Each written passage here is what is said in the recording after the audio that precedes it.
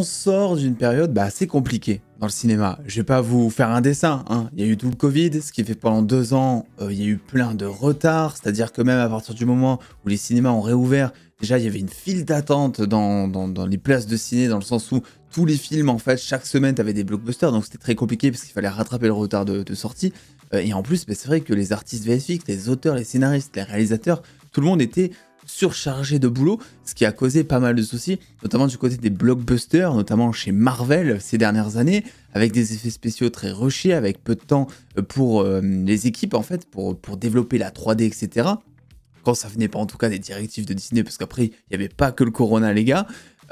Et en fait, eh bien, il se pourrait que d'ici une année, 2 ans, un truc comme ça, et bien que ça revienne. Alors non, je ne suis pas épidémiologiste et je ne vais pas vous dire que dans 2 ans le corona revient, mais il se trouve que ce lundi 1er mai, eh bien, il y a donc la grève des scénaristes, une nouvelle grève des scénaristes qui a débuté, et je vais tenter de vous expliquer dans cette vidéo les conséquences que ça pourrait avoir notamment sur les films Marvel et DC à court et à long terme, parce que ça va forcément avoir des conséquences, mais avant tout, il faut déjà vous expliquer qu'est-ce que la grève des scénaristes, parce que c'est un truc qui est très présent aux États-Unis, qu'on ne connaît pas trop en France, et pourtant qui a un impact, puisque je pense que si vous êtes sur cette chaîne, c'est forcément que, on va dire, 90% des choses que vous regardez, c'est des séries américaines, c'est des émissions américaines, c'est des films américains.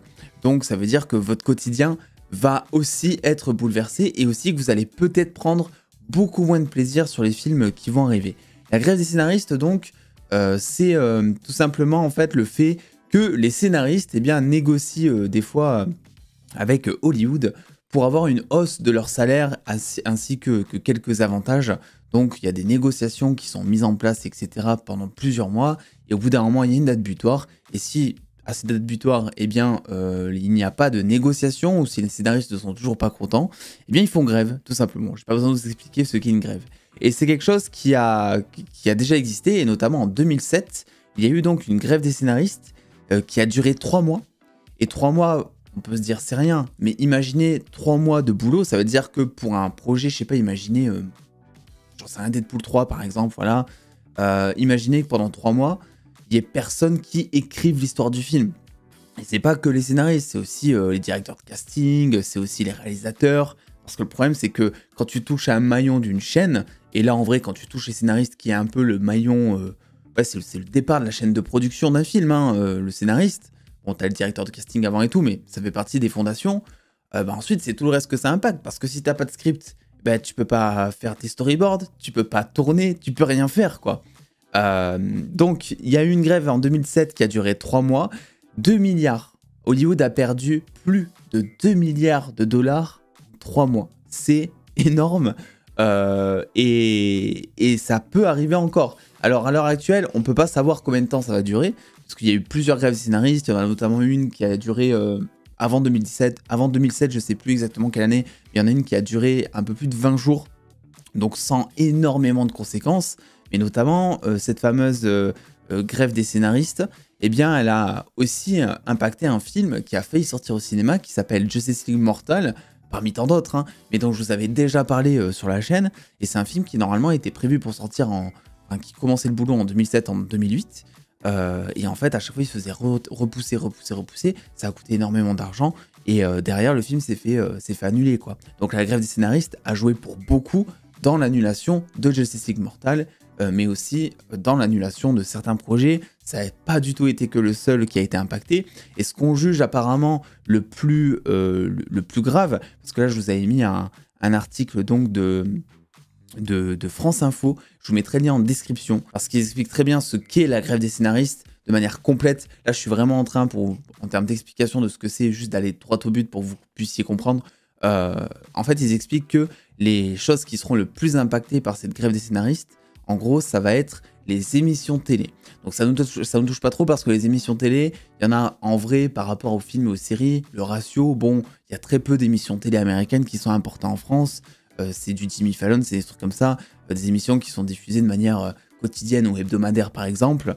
Voilà, il faut écrire les répliques du présentateur en fonction de l'actualité, tout ça. Donc ça, c'est eux qui sont principalement le plus impactés. Chez nous, ça va. Concernant les séries Netflix, apparemment, toujours selon France Info, hein, je vous mets le lien en description, apparemment, les séries Netflix, par exemple, ont assez de stock de séries à droite, à gauche du monde pour pouvoir combler le manque qu'il y aurait. Donc ça veut dire, je sais rien, Stranger Things saison 5 déjà ouf, ouais, ça passe vite. La prochaine saison Stranger Things pourrait être impactée, par exemple, parce que c'est une série blockbuster, quoi. Mais ça veut dire que Netflix pourrait toujours proposer du contenu parce qu'ils ont, voilà, ils ont des yeux, des oreilles partout, des contrats partout. Concernant les séries HBO, apparemment, ils s'y prennent assez en avance pour ne pas avoir à galérer avec cette grève des scénaristes, avec notamment la saison 2 de House of the Dragon, qui a été officiellement décrite comme étant à l'heure et tout. Voilà, le script est fini, ils vont commencer le tournage. Donc là-dessus, il ne devrait pas y avoir de retard, par exemple. Du côté de Disney, je pense que ça peut poser problème, on va en parler un petit peu après. Mais grosso modo, les films aussi, c'est pareil. Les films, c'est un impact, mais qui se verra d'ici 2 ans, un truc comme ça. Parce que pour l'instant, les films qui sortent cette année, ils sont déjà en boîte, quoi. Flash, c'est terminé, les effets spéciaux sont terminés. Blue Beetle, il y a peut-être quelques effets spéciaux juste à retravailler, j'en sais rien. Mais sinon, les reshoots sont faits, tout est fait. The Marvels, en vrai, les gars, j'ai un petit doute. The Marvels, je me demande s'il va pas y avoir des reshoots. Je me demande si le film va pas être repoussé, parce qu'il est prévu pour cette fin d'année pour l'instant. Mais même sans parler de grève des scénaristes, je m'attendais à ce qu'il soit repoussé. Et Aquaman, on verra. Aquaman qui est en développement là aussi depuis très longtemps. Donc là-dessus, normalement, il devrait sortir aussi cette année. Donc pour les films de cette année, normalement, c'est ok. C'est plus à partir de 2024, 2025, 2026 qu'il va falloir se poser des questions parce que déjà, il va y avoir très certainement des retards. Je pense notamment à tous les films de la phase 5 hein, que je vous ai mis ici, avec Blade, avec Captain America New World Order, avec Thunderbolts. Alors pour le coup, je pense que Blade et Captain America New World Order, pour le coup, je pense que ça peut aller dans le sens où le film a déjà commencé son tournage. Voilà, c'est sur les rails. Au pire, il y aura juste quelques reshoots à écrire, mais c'est pas le gros du gros.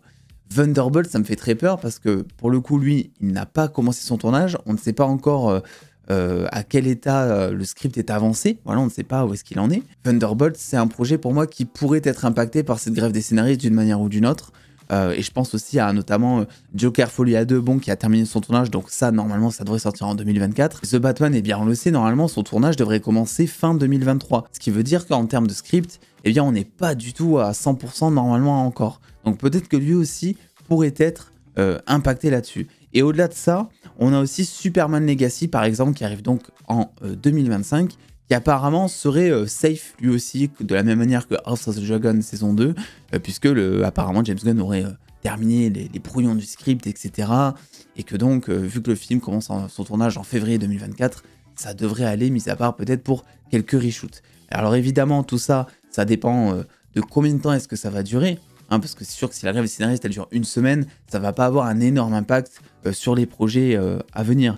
Mais en général, quand les scénaristes ils font une grève, c'est pas pour une semaine, quoi. Le but, c'est comme les éboueurs à Paris, tu vois, c'est de se faire entendre, c'est de foutre la merde, c'est en fait, c'est de mettre des bâtons dans les roues à Hollywood et de leur faire perdre de l'argent, chose qu'ils ont très bien fait à chaque fois.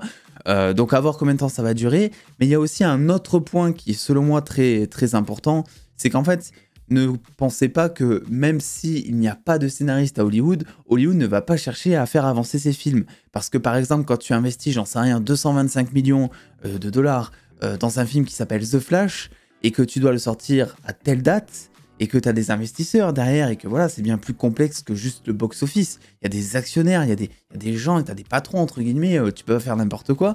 En fait, ce qu'ils font, c'est qu'ils prennent des gens dont ce n'est pas le métier, pour écrire les scripts de films, en tout cas pour aider à l'écriture, en attendant que cette grève des scénaristes soit comblée. Parce que eux, c'est un petit peu leur dernier recours, ils ont une date butoir, je sais pas, imaginons le film arrive fin du mois, en fin du mois c'est un peu exagéré, mais dans 2 ans, disons dans 2 ans, et il n'y a pas de script, ça dure 1 semaine, 2 semaines, tu vois, peut-être qu'au bout de 3 semaines, ils commencent à se dire, bon, on va peut-être commencer à prendre l'intérimaire de la rue, qui a écrit 2 fanfictions Twilight, qui pourraient être utiles sur le film Flash, j'en sais rien, par exemple. Mais c'est là où ça peut poser problème, dans le sens où on peut se retrouver avec des films, et là j'ai vraiment parlé que des films, mais il y a aussi toutes les séries Disney+, Marvel par exemple et tout, hein, forcément ça sera impacté aussi. Ils sont obligés de prends l'intérimaire du coin pour pouvoir avancer sur ces choses-là. Et on va se retrouver avec... on peut en tout cas se retrouver avec des projets qui seront un peu moins qualitatifs que d'habitude. Alors je sais qu'en ce moment, on parlait de Marvel, parler qualité en même temps, c'est un peu borderline. On a eu les gardiens, voilà, c'était top sans spoiler. Mais c'est vrai qu'il y a des questions à se poser. Et en fait, on va toujours pas trouver ce nouveau souffle qu'on attend depuis très longtemps. Voilà, où moi j'ai l'impression qu'on est encore dans cette ère. C'est pas qu'une impression d'ailleurs. Hein, c'est Flash, Aquaman, c'est des films qui ont été tournés pendant le Covid, par exemple. Donc en fait, on est encore en train de voir à l'heure actuelle, et il y a encore des films au cinéma qui sortent à l'heure actuelle, des films qui datent de cette époque où les tournages étaient déjà impactés, où les gens ne pouvaient pas travailler dans les meilleures conditions possibles et tout. Donc ça commence un petit peu évidemment à s'alléger, tu vois, ça commence à souffler. Mais on peut très vite rentrer dans une autre période de trouble pour le cinéma, et pas que pour le cinéma, hein, comme je vous ai dit, qui pourrait jouer dans notre hype, en fait. Voilà. Bon, il n'y a pas besoin d'une grève scénariste pour jouer en notre hype. Hein. Je vous rappelle qu'il y a un film qui s'appelle The Marvels qui arrive. Voilà, ça. Je suis désolé, hein, mais ce trailer m'a totalement anéanti, quoi. Et voilà, donc on attend de voir. Je vous tiendrai au jus. Vous savez dans tous les cas que ça a commencé depuis le 1er mai. Donc ça fait maintenant 3 jours qu'ils sont en grève. On verra quand est-ce que ça prendra fin. Mais c'est sûr que s'ils le font, c'est pas pour que ça dure 3 jours, quoi. Donc si ça dure un mois, c'est peut-être gérable. Si ça dure 3 mois comme en 2007, là, ça peut commencer à poser des soucis. Donc on verra. Donc écoutez, n'hésitez pas à me dire en commentaire ce que vous pensez de tout ça. Est-ce que selon vous, on risque encore une grosse période molle du côté de chez Marvel, un petit peu du côté de chez DC aussi, même si les projets avancent tout doucement et qu'il y en a beaucoup moins. N'hésitez pas à lâcher le pouce bleu et à vous abonner avec la cloche si ce n'est pas déjà fait. Et puis attendant les dos, prenez soin de vous, faites-vous bien kiffer. Des bisous les dos.